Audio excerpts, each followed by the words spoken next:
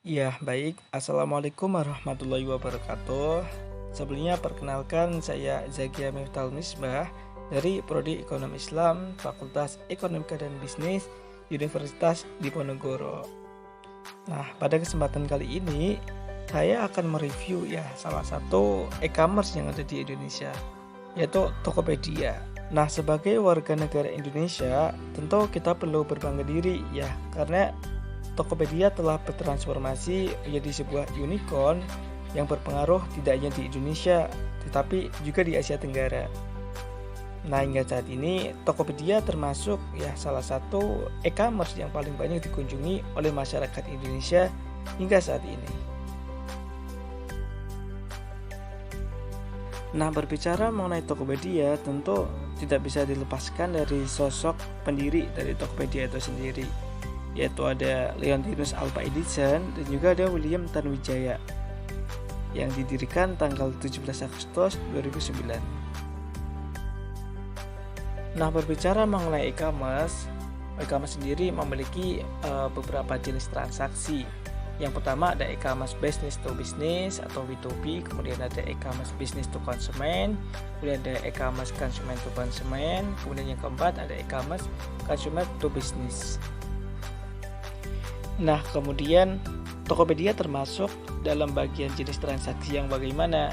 Nah, tentu di sini Tokopedia merupakan termasuk jenis transaksi e-commerce consumer to consumer atau C2C. Karena di sini Tokopedia itu cuma sebagai perantara atau media antara penjual dan pembeli dalam melakukan transaksi. Nah, Tokopedia itu kan menyediakan jasa aplikasi, kemudian Tokopedia juga sekarang terlibat dalam web jual beli secara online seperti itu.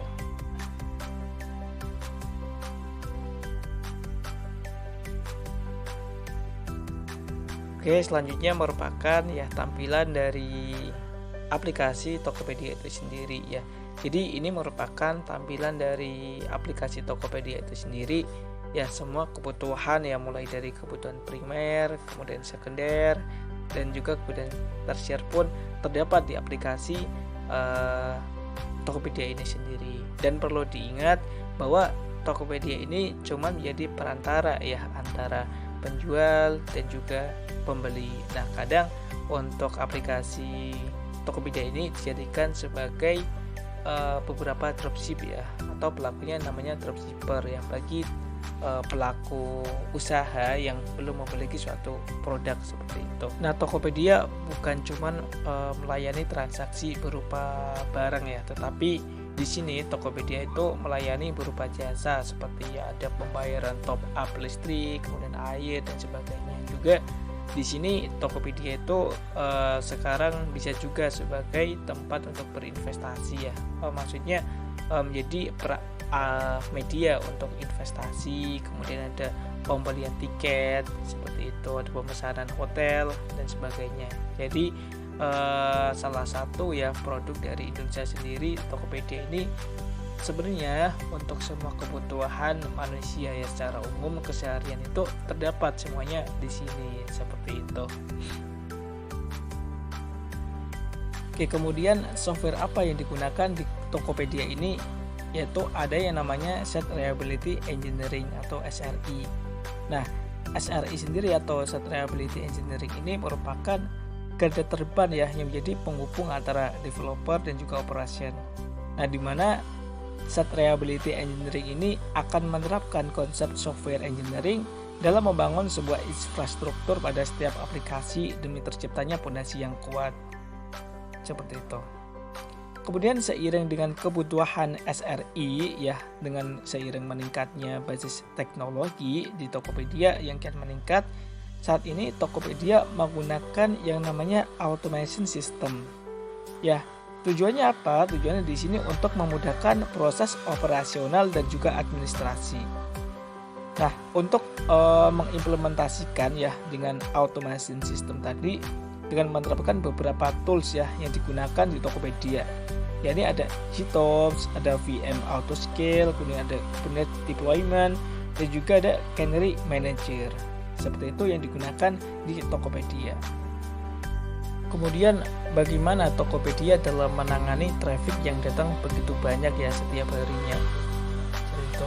Nah, di Tokopedia dikenal yang namanya multi cloud ya. Jadi di Tokopedia itu menggunakan beberapa cloud ya yang digunakan untuk membangun aplikasi Tokopedia ini. Kemudian pertanyaannya ya, bagaimana Tokopedia bisa menggunakan beberapa cloud sekaligus gitu. Nah, misalnya nih di Tokopedia memiliki beberapa cloud ya, ada public cloud A, ada public cloud B, dan ada public cloud C. Nah, di sini di Tokopedia itu misalnya untuk public cloud A itu digunakan khusus untuk menangani transactional service. Nah, kemudian misalnya untuk public cloud B untuk menangani analitik dan multimedia service. Dan untuk public cloud C itu khusus menangani bagian backend service seperti itu. Namun meskipun memiliki beberapa macam cloud, di Tokopedia juga tetap memiliki beberapa private cloud ya yang digunakan untuk partner transaksional ya, seperti yang ada di bank seperti itu. Akan tetapi meskipun Tokopedia menggunakan multi cloud ya, ternyata Tokopedia memiliki beberapa tantangan nih ya terkait dengan penggunaan multi cloud ya, seperti bagaimana setiap provider itu perlu dikelola dan jaga satu persatu ya, mengingat bahwa masing-masing provider itu kan memiliki aspek yang berbeda. Nah, kemudian ada tantangan juga antara automation system ternyata memiliki pengaruh terhadap proses multi cloud tersebut ya. Kemudian tantangan juga yang dihadapi dengan multi cloud yaitu mengenai cost tracking ya, dari banyaknya vendor yang digunakan. Tentunya Tokopedia memiliki central cost tracking ya, agar secara transparansi itu dapat melihat cloud-cloud mana saja yang dapat digunakan. Seperti itu yang ada di Tokopedia.